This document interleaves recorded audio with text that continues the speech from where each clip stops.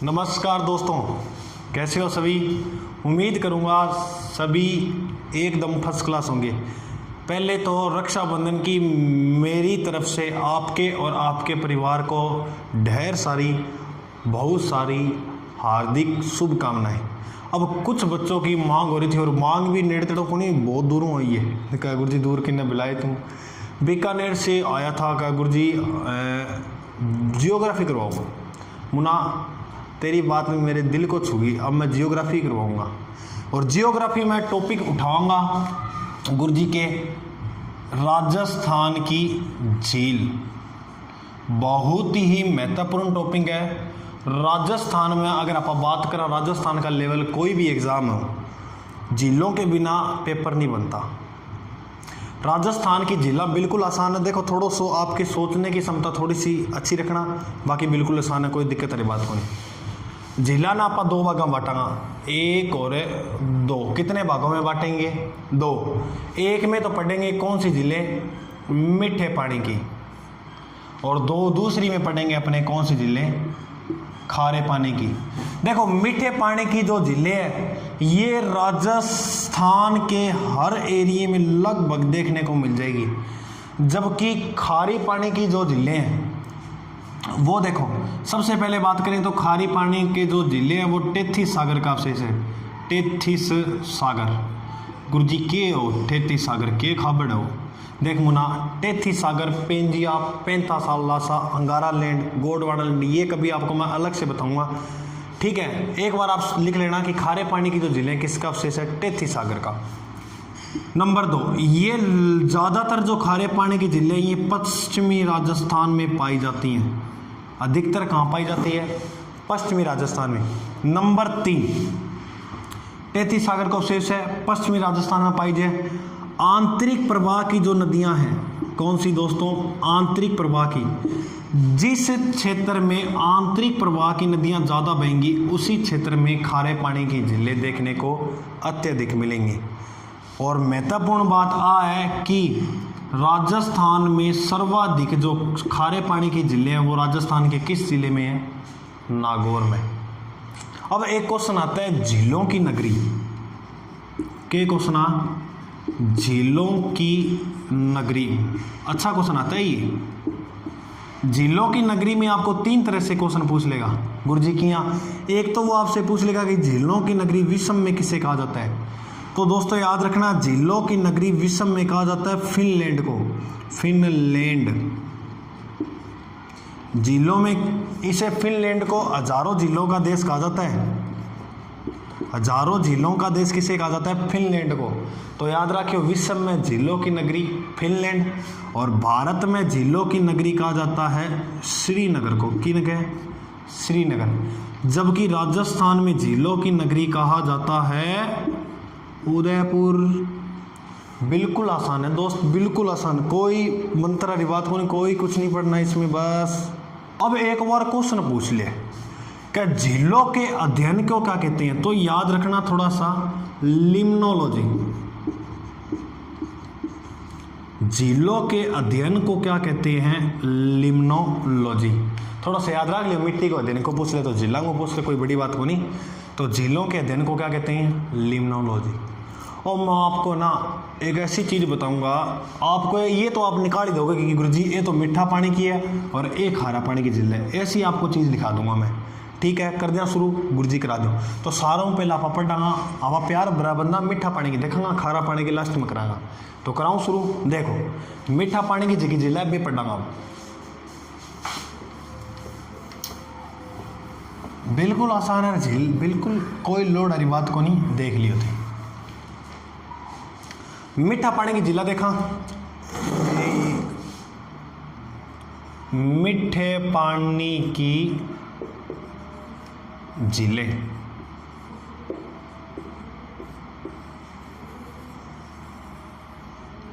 ठीक है, अब देखो मीठा पानी की झीलों की ट्रिक याद करने के लिए आप एक मंत्र लिख लेना, उसमें आपको सारी जितनी भी मीठे पानी की झीलें लगभग याद हो जाएंगी। क्या गुरुजी के मंत्र है इसो? तो मंत्र है राजबाको, राजबाको, सीप पिन, सीप पिन फाफ आऊं काग, फाफ आऊं काग, राज बाको सीप पिन फाफ आऊं काग। एक बार बोलो मेरे साथ, देखो रिपीट करो। राज, बोलो बोलो, राज बाको सीप पिन फाफ आऊं काग, राज बाको सीप पिन फाफ आऊं काग। बोलो, राज बाको सीप पिन फाफ आऊं काग। बस इसमें जितने भी मीठे पानी की झीलें सारी हो जाएगी। गुरुजी किया रा से राजसमंद हुआ कोनी, हाँ गुरुजी। जय लगा दो, जय समंद, जय से जय समंद। बा से बाल लगा दो, बाल समंद, बाल समंद, समंद हरी जिला किसी है, मीठा पानी की है। को से याद कर लेना, कोलायत, कोलायत में नायडा हो बेटा आवरो थी किया, नया नायार तो नया किया। सी से याद कर लेना, सिलीसेड, सिलीसेड सारी बता दूंगा किन्ने जिला लास्ट में, एक बार से देख लो। पै से याद कर लेना, पिछोला, सॉरी इस पै से याद कर लेना, पुष्कर। इस पै से क्या याद करोगे, पुष्कर। और इस पी से याद कर लेना, पिछोला। नैऊ गुरुजी किसी तरह नैऊ कर लियो, नक्की राजस्थान की सबसे ऊंची झील। फा से याद कर लो, फाय सागर, फाय सागर, आज तो टावरों पसीने ही बहुत आ रहे। फैऊ याद कर लो, फतेह सागर, फतेह सागर, फतेह सागर हो जाएगी। आ से याद कर लेना, अन्ना सागर, अन्ना सागर। और ऊ से याद कर लेना, उदय सागर। का से याद करो, क्या करोगे गुरुजी, काऊ गुरुजी कायलाना, कायलाना। और गे से याद कर लेना, गेव सागर। ले कोई पहाड़ तोड़ना है कि इतनी आसान है, बिल्कुल आसान है जिला तो। रा से राजसमंद, जय से जयसमंद, बा से बालसमंद, को से कोलायत, सी से सिलीसेड, पै से पुष्कर, पी से पिछोला, नैऊ नक्की, फाय सागर, फतेह सागर, अन्ना सागर, उदय सागर, कायलाना। और गे से याद कर लेना, गेव सागर हो जाएगी गेट आप याद। हाँ गुरुजी माना बढ़िया इतने याद हो जाएगी। अब आप एक एक उठाऊंगा और सारी पढ़ देंगे। देखिए इतना तो पता लग गया कि मीठे पानी की झीलें कौन कौन सी। अब बता रहा हूँ यही पूछ के, निम्न में से मीठे पानी की झील नहीं है। 3 ये डाल देगा, जैसे एक बालसमंद, कोलायत, कायलाना, और एक डाल देगा सांबर। तो आपको पता होना चाहिए कौन से खारे पानी की है, कौन से मीठे पानी की है।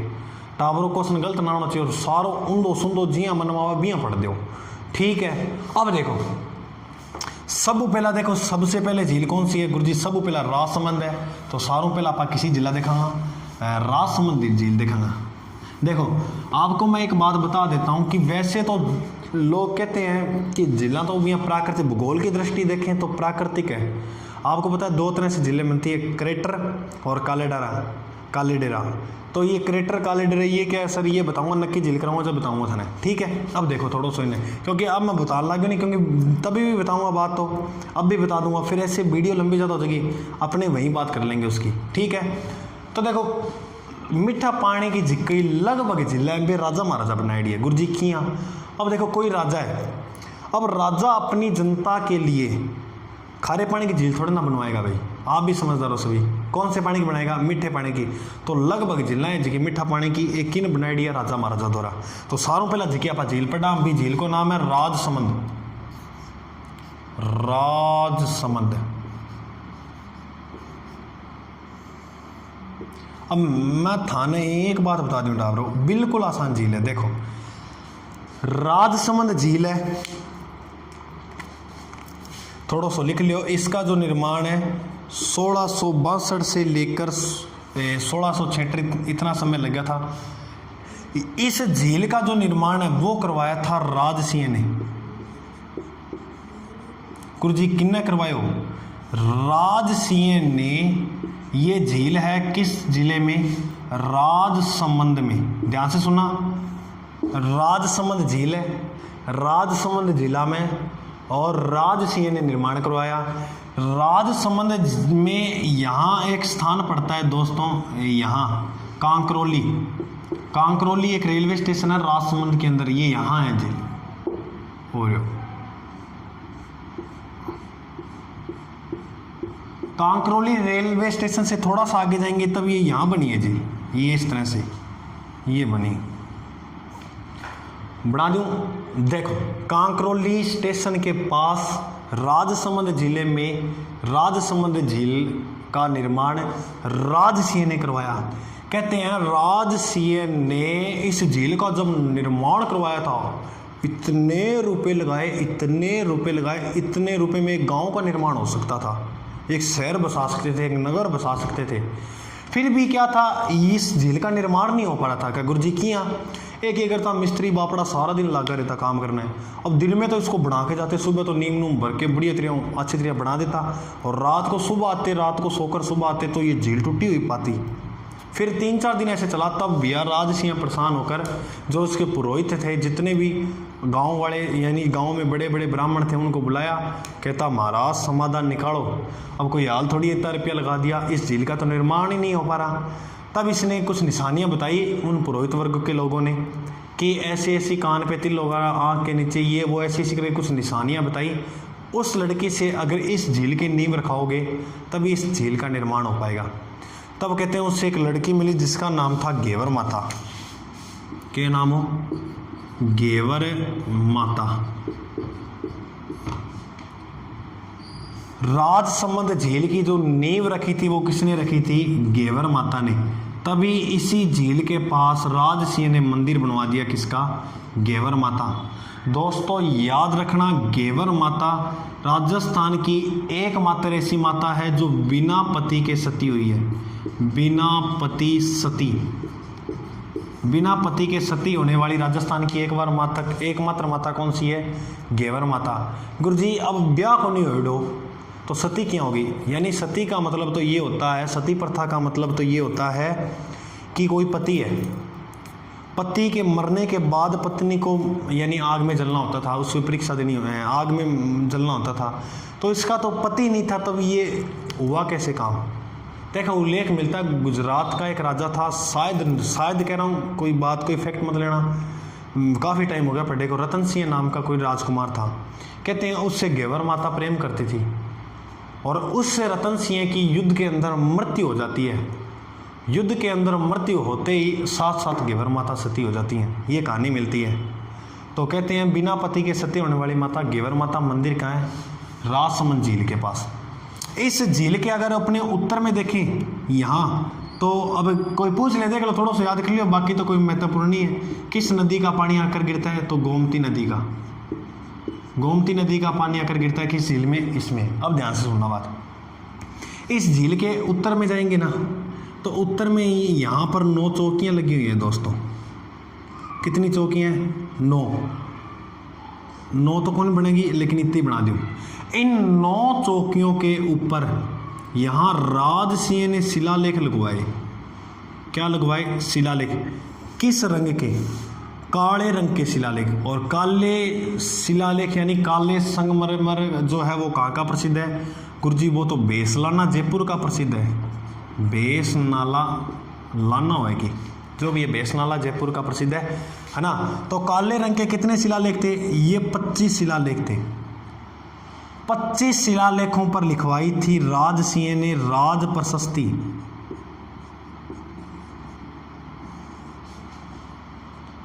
राजसमंद झील राज प्रशस्ति कितना शिलालेखा पर 25, किस भाषा में, संस्कृत भाषा में, क्योंकि पहला किसी भाषा थी, संस्कृत। कितना श्लोक है गुरुजी, 1917 श्लोक हैं। और गुरुजी लिखी कि नहीं लिखी, रण छोड़ भट्ट तेलंग ने, रण छोड़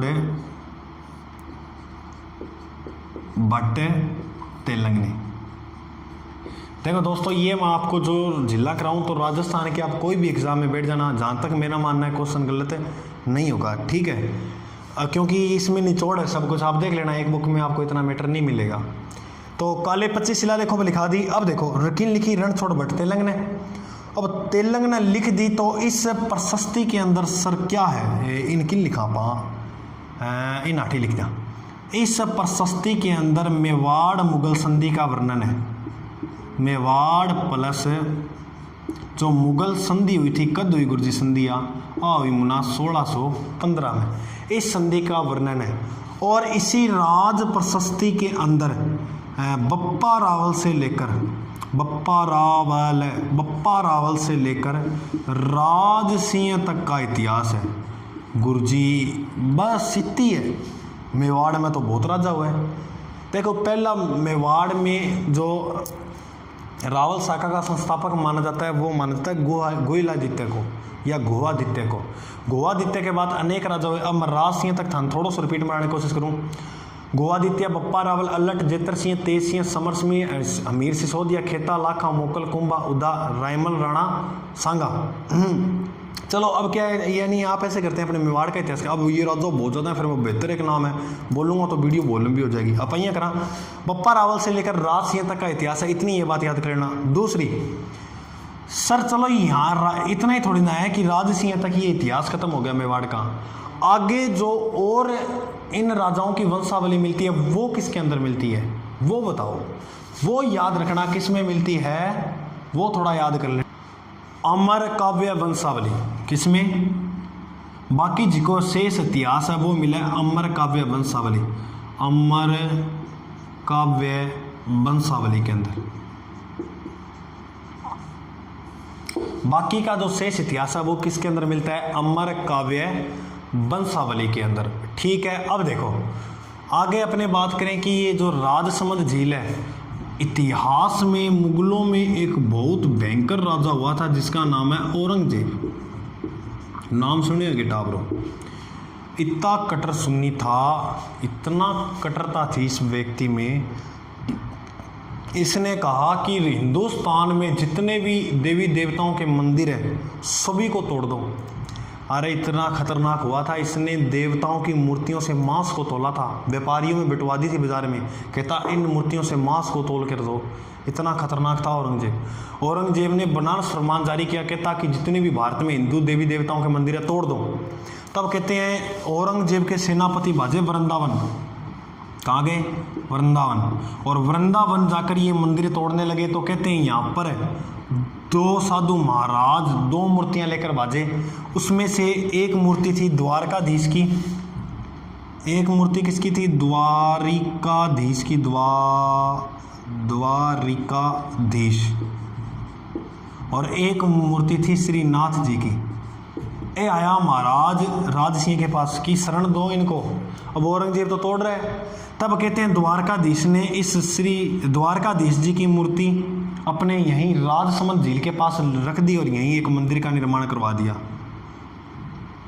जबकि श्रीनाथ जी की मूर्ति जो है वो सिहाड़ गुरुजी कहाँ, जो आज अपने जानते हैं नाथ द्वारा के नाम से, दूसरी मूर्ति को लुकवा दिया कहाँ दोस्तों, नाथ द्वारा राजसमंद के अंदर। और नाथ द्वारा राजसमंद की आपको सभी को पता हो तो क्या प्रसिद्ध है गुरुजी, में तो पढ़ी है पिछवाइयाँ। तो क्वेश्चन बहुत बार पूछा जा सकता है पिछवाइयाँ कहाँ की प्रसिद्ध है, तो पिछवाइयाँ याद रखना नाथ द्वारा राजसमंद की।